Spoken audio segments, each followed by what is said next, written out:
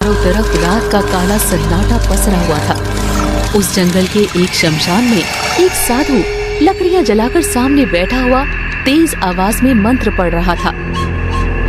ओम क्लीं ब्लीं चामुंडाय नमः।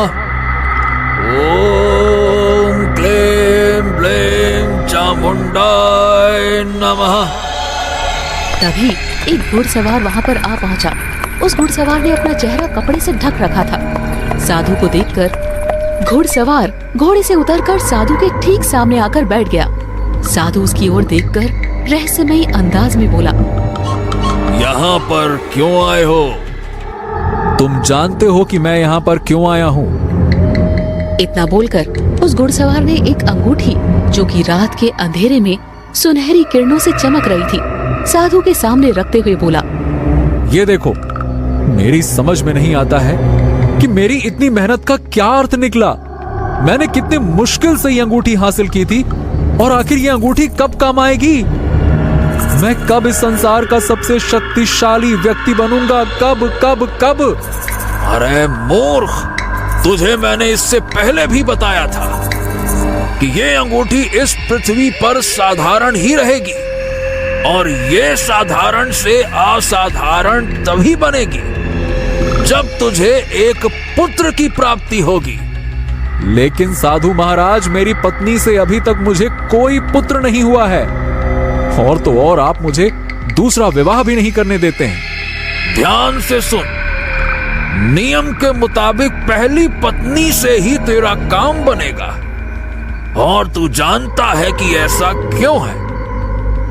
काली अमावस की रात को तुझे अपनी पहली पत्नी और अपने पुत्री की बलि इस शमशान में आकर देना होगा।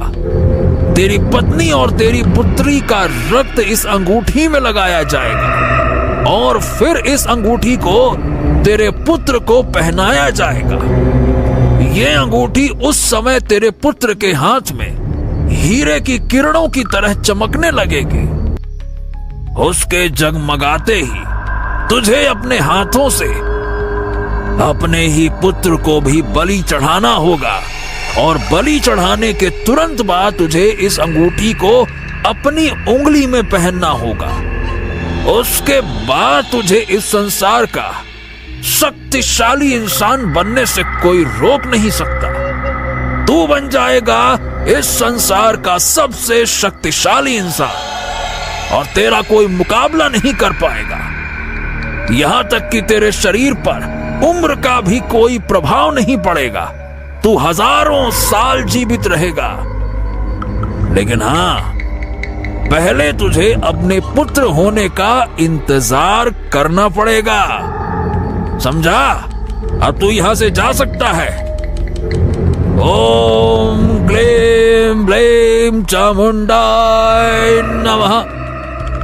साधु की बात सुनकर घुड़सवार अंगूठी लेकर दोबारा अपने घोड़े पर बैठकर रात के सन्नाटे को चीरता हुआ वहां से चला गया। इस घटना के कुछ महीनों बाद प्रतापगढ़ का राजा विक्रम अपने महल के राज दरबार में बैठा हुआ था कि तभी एक दासी वहां पर आ पहुंची और राजा विक्रम से बोली, महाराज की जय हो, आपके लिए एक बहुत ही शुभ समाचार है। ऐसा कौन सा शुभ समाचार है दासी कि तुम्हें राज दरबार में बताने के लिए आना पड़ा? बोलो। महाराज, आपकी पत्नी महारानी रुक्मणी गर्भ से हैं। ये सुनकर राजा विक्रम प्रसन्न हो गया। उसने तुरंत अपने गले से एक कीमती सोने का हार निकालकर उस दासी को पकड़ा दिया। दासी खुश होकर वहां से चली गई। राजा विक्रम अपने मंत्री चरण सिंह से बोला, वाह, ये तो बड़ी प्रसन्नता की बात है। अरे, हमें इस समय का कितने वर्षों से इंतजार था। मंत्री जी, आखिरकार हमारे राज्य का राजकुमार आ ही गया। पूरे राज्य में खुशियां मनाई जाएंगी।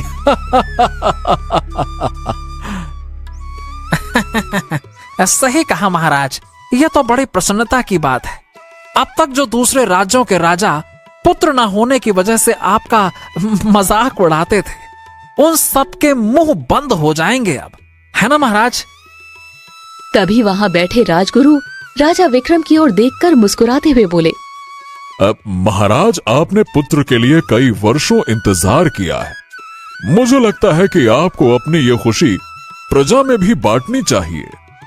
आप सही कहते हैं राजगुरु। तो सारी प्रजा में ऐलान कर दीजिए कि हम बहुत खुश हैं।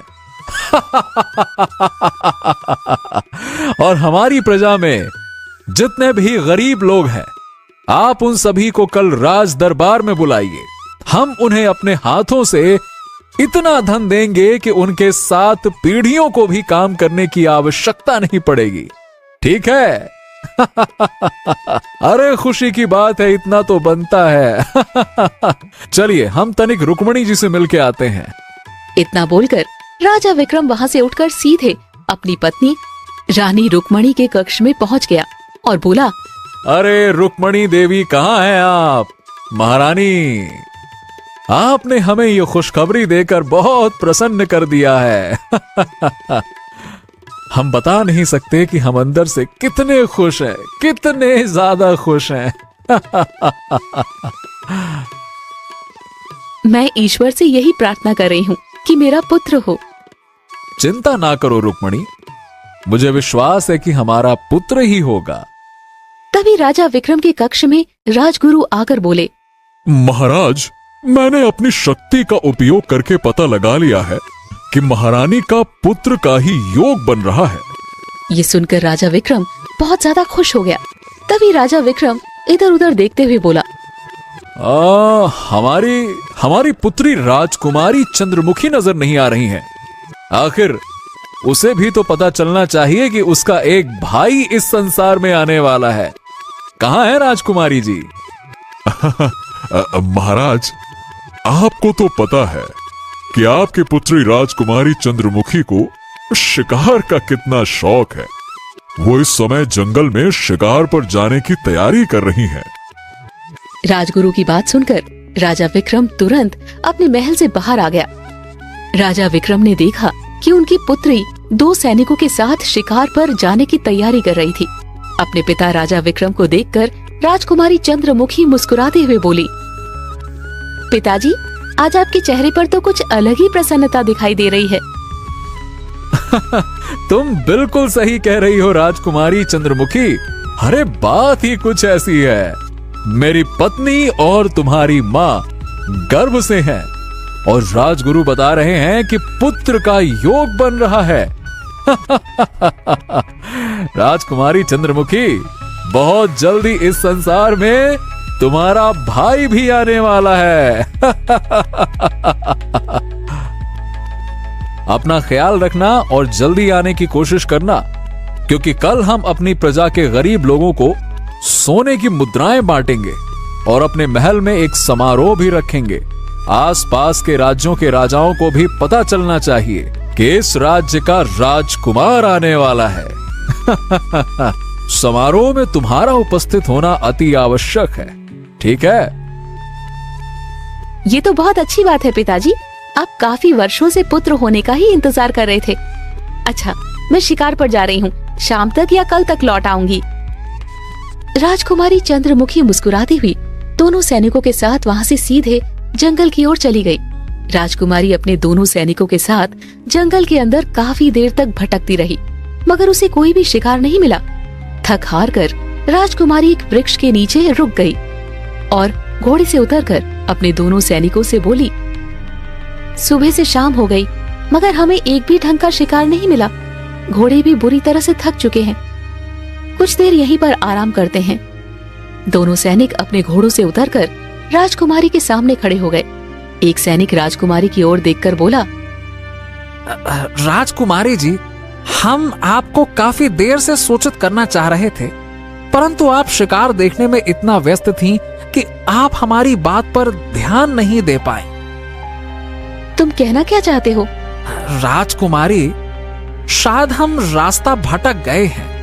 हम जंगल के काफी अंदर निकल आए हैं, जो कि हमें नहीं आना चाहिए था। दोनों सैनिकों की बात सुनकर राजकुमारी चंद्रमुखी के चेहरे पर चिंता की लकीरें दिखाई देने लगी। कुछ देर बाद राजकुमारी दोनों सैनिकों की ओर देखकर बोली, चिंता मत करो, मैं रास्ता तलाश लूंगी, परंतु मुझे बहुत ही ज्यादा प्यास लगी है। जरा देखो आसपास यहाँ पर कोई तालाब है या नहीं। राजकुमारी ने इतना कहा ही था कि तभी जंगल में अजीब आवाजों का शोर उत्पन्न हो उठा। उन आवाजों को सुनकर दोनों सैनिक बुरी तरह से डर गए। राजकुमारी, हमें यहाँ से तुरंत चलना चाहिए। राजकुमारी जी, क्या आप इन आवाजों को सुन रही हैं? मैंने राजगुरु के मुंह से सुना है कि जंगल के जिस हिस्से में ये आवाज आती है वहां पर एक दूसरी दुनिया का द्वार खुलता है। उस दुनिया के वासी इंसानों के दुश्मन हैं। सैनिकों की बात सुनकर राजकुमारी चंद्रमुखी क्रोधित हुई बोली,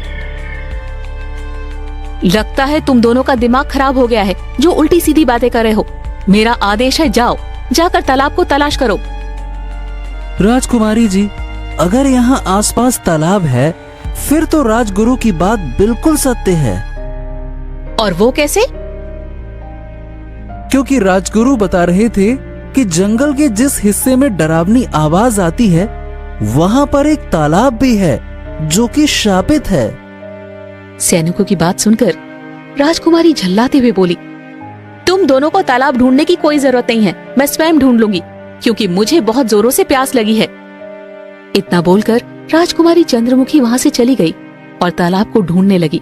दोनों सैनिक ना चाहते हुए भी राजकुमारी के पीछे पीछे चलने लगे। तभी राजकुमारी की नजर दूर एक तालाब पर पड़ी जिसका पानी सफेद रंग की किरणों से चमक रहा था। राजकुमारी तुरंत तालाब के नजदीक पहुंच गई। राजकुमारी चंद्रमुखी उस तालाब का पानी पीने ही वाली थी कि तभी एक सैनिक राजकुमारी से बोला, राजकुमारी, निवेदन है आपसे, उस तालाब का पानी मत पीजिएगा, वो शापित है। मैंने राजगुरु की जुबान से सुना है कि जो भी शापित तालाब का पानी पीता है उसकी मौत निश्चित है। राजकुमारी गुस्से से सैनिक की ओर देखकर बोली, अब इसके आगे एक शब्द भी मत बोलना, मेरा प्यास के मारे गला सूखा जा रहा है और ऊपर से तुम्हारी बकवास मेरे दिमाग को खराब कर रही है। इतना बोलकर राजकुमारी उस तालाब के पानी को पीने लगी। तालाब के पानी से अपनी प्यास बुझाकर राजकुमारी चंद्रमुखी दोनों सैनिकों की ओर देखकर बोली, मुझे तो कुछ भी नहीं हुआ, अगर तुम दोनों को भी प्यास लगी है तो तालाब का पानी पी सकते हो। तभी वहाँ पर अजीब तूफान आ गया। दोनों सैनिक राजकुमारी की आंखों के सामने हवा में उड़ते हुए गायब हो गए। उनके गायब होते ही सब कुछ सामान्य हो गया। तभी राजकुमारी चंद्रमुखी के कानों में किसी स्त्री की रोने की आवाज टकराई।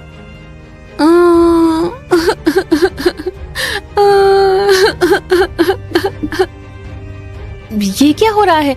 अचानक तूफान आया और मेरे दोनों सैनिक हवा में उड़कर गायब हो गए। अब अचानक सब कुछ सामान्य हो गया। अभी तक तो हम तीनों के अलावा इस जंगल में कोई भी मौजूद नहीं था, फिर इस स्त्री के रोने की आवाज कहाँ से आने लगी? राजकुमारी उस आवाज की दिशा की ओर बढ़ गई।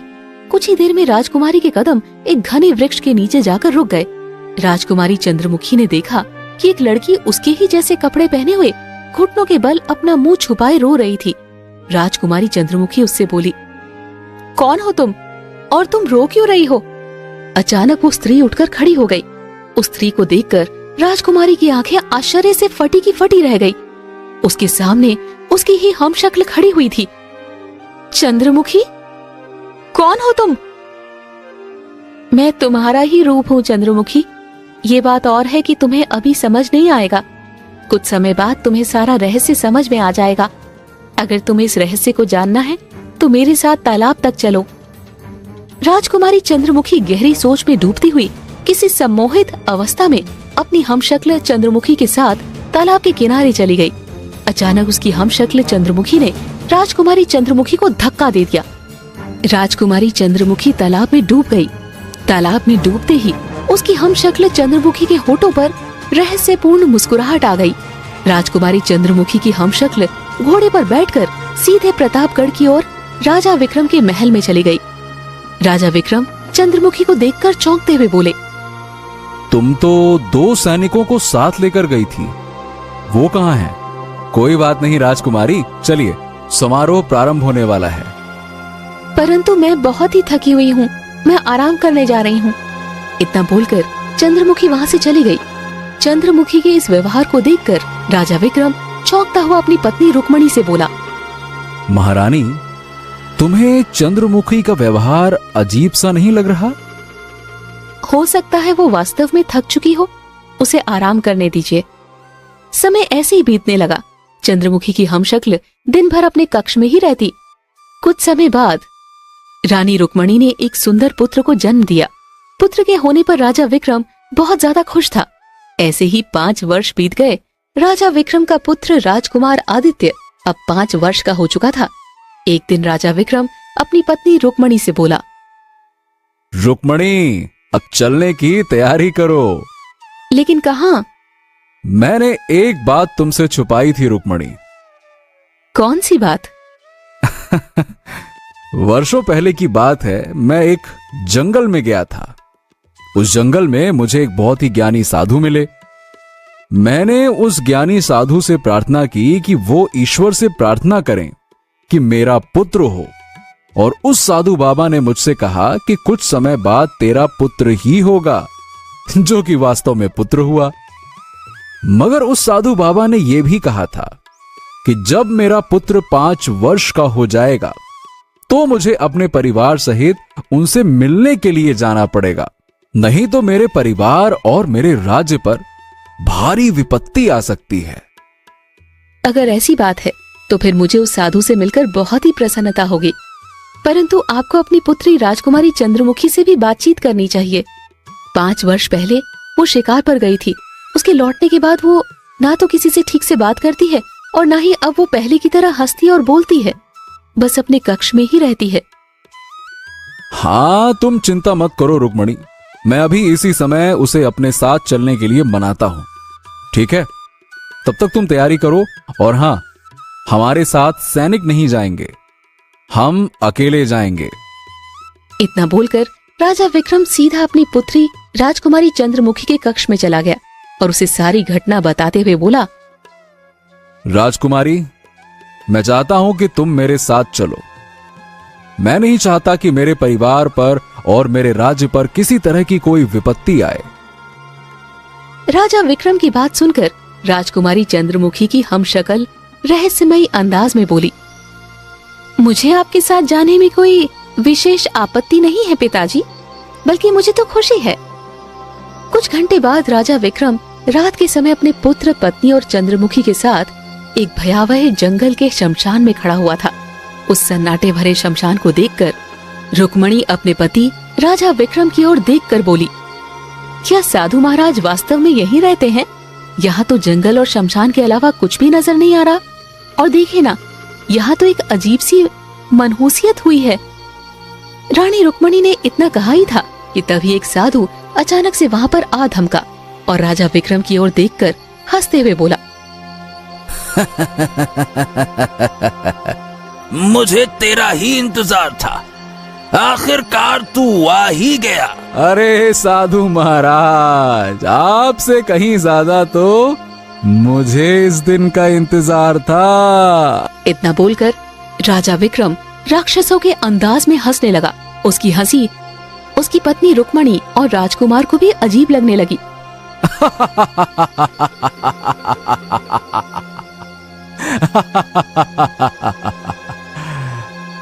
आखिर यहाँ पर चल क्या रहा है, कुछ बताएंगे आप? आपका इस तरह का हंसने का अंदाज मैंने कभी नहीं देखा। तभी राजा विक्रम क्रोधित होकर अपनी पत्नी रानी रुक्मणी से बोला, मूर्ख, इस साधु को तो देख रही हो ना, ये कोई साधु वाधु नहीं है। साधु की भेष में एक तांत्रिक है।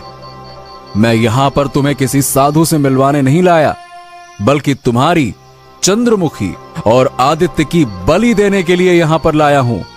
तुम तीनों का अंतिम समय आ चुका है। ये क्या कह रहे हैं? क्या एक पिता अपने पुत्र की बलि दे सकता है? मैं बिल्कुल सही कह रहा हूं। क्यों नहीं दे सकता, अगर उसके सर पर संसार का सबसे शक्तिशाली बनने का जुनून सवार हो। दरअसल राजा विक्रम वही घुड़सवार था जो कुछ वर्ष पहले साधु से रात के समय मिलने आया था।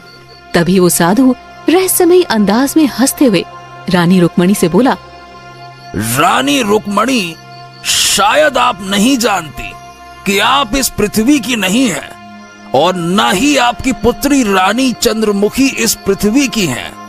वर्षों पहले राजा विक्रम आप दोनों को पाताल लोक से उठाकर लाया था, और उस पाताल लोक का द्वार कहाँ है ये मैं जानता था। तभी राजा विक्रम ने वो अंगूठी रानी रुक्मणी को दिखाते हुए बोला, केवल इस अंगूठी के लिए जो तुम्हारे पहले पति पाताल लोक के राजा की थी, जिसे मैं मारकर उसके हाथ से ही अंगूठी छीन कर लाया था। उस वक्त तुम्हारी पुत्री राजकुमारी चंद्रमुखी केवल 1 वर्ष की थी। मैं तुम दोनों को बेहोश करके तालाब में खुले उस जादुई द्वार के रास्ते से पृथ्वी पे ले आया, और तांत्रिक ने तुम्हारी याददाश्त मिटा दी। मुझे लगा था कि मुझे केवल तुम दोनों की बलि की आवश्यकता होगी, परंतु तांत्रिक ने मुझे बाद में बताया कि बलि तभी सफल होगी जब मेरा तुमसे एक पुत्र भी होगा, जो कि हो चुका है। मैं तो इस बच्चे के 5 वर्ष होने का इंतजार कर रहा था। तभी साधु ने एक मंत्र युक्त सिंदूर रानी रुक्मणी और हम शक्ल चंद्रमुखी के मुंह पर फेंक दिया। ऐसा करते ही रानी रुक्मणी को सब कुछ घूमता हुआ महसूस हुआ। अचानक वो चीखती हुई बोली, मुझे सब कुछ याद आ गया। मैं पाताल लोक की रानी थी। तूने मेरे पति की हत्या कर दी थी। मैं बेहोश हो गई थी।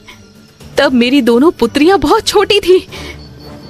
ये सुनकर तो तांत्रिक बुरी तरह से चौंकता हुआ बोला। उसने राजा विक्रम से कहा, क्या? अरे तुमने तो कहा था कि तुम्हें वहां पर केवल एक ही पुत्री मिली थी। ये क्या है? ये झूठ बोल रही है। मुझे वहां पर एक ही कन्या मिली थी, राजकुमारी चंद्रमुखी, जिसे मैं यहां पर उठा लाया। रानी चंद्रमुखी की हमशक्ल हंसती हुई उन सब की ओर देखकर बोली, तुम दोनों पाताल लोक के वासियों को मूर्ख समझते हो। तुम्हें तुम्हारी किए की सजा जरूर मिलेगी।